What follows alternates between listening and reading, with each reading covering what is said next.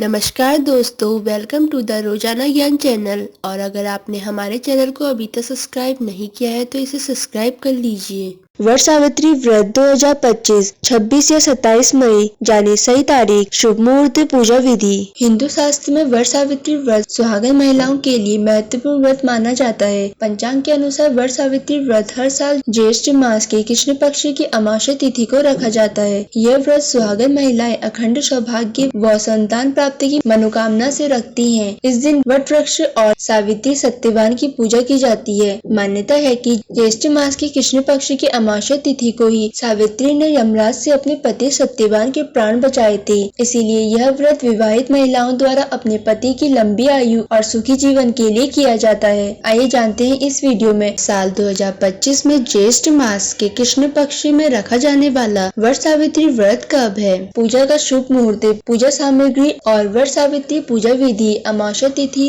कब से कब तक रहेगा, इसके महत्व के बारे में संपूर्ण जानकारी देने जा रहे हैं। वट सावित्री व्रत 2025 शुभ मुहूर्त। इस बार यानी कि 2025 में वट सावित्री का यह व्रत 26 मई सोमवार के दिन को रखा जाएगा। अमावस्या तिथि प्रारंभ 26 मई दोपहर 12:11 पर, अमावस्या तिथि समाप्त 27 मई सुबह 8:31 पर। वट सावित्री व्रत की पूजा सामग्री। वट सावित्री व्रत की पूजा में कुछ विशेष सामग्री की आवश्यकता होती है, जिसमें सावित्री सत्यवान की प्रतिमा, बांस का पंखा, लाल कलावा, धूप, दीप, फल फूल, घी, रोली, सुहाग सामग्री, पूरियां, चना, बरगद के फल, सिंदूर और जल से भरा कलश आदि शामिल होते हैं।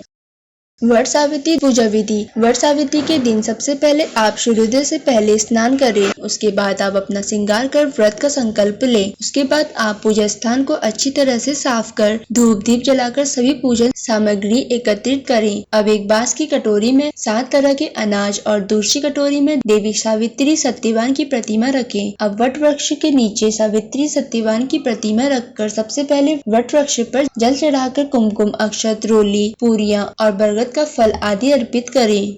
इसके बाद सूत के धागे को वट वृक्ष के 5, 7 या फिर 12 चक्कर लगाते हुए बांध लें। हर परिक्रमा पर एक एक चना वट वृक्ष में चढ़ाती जाएं। अब अपने हाथों में काला चना लेकर व्रत कथा पढ़ें अथवा सुनें। पूजा के बाद भीगे हुए चनों का बायना निकालें और उसमें दक्षिणा, श्रृंगार का सामान, वस्त्र आदि रखकर सास को भेंट में दें। पूजा के बाद ब्राह्मणों को भी वस्त्र, फल आदि का भी दान करना चाहिए। पौराणिक कथाओं के अनुसार वट वृक्ष में ब्रह्मा, विष्णु एवं तीनों देवताओं का वास होता है। वट वृक्ष के नीचे ही सावित्री ने अपने पति सत्यवान को जीवित किया था।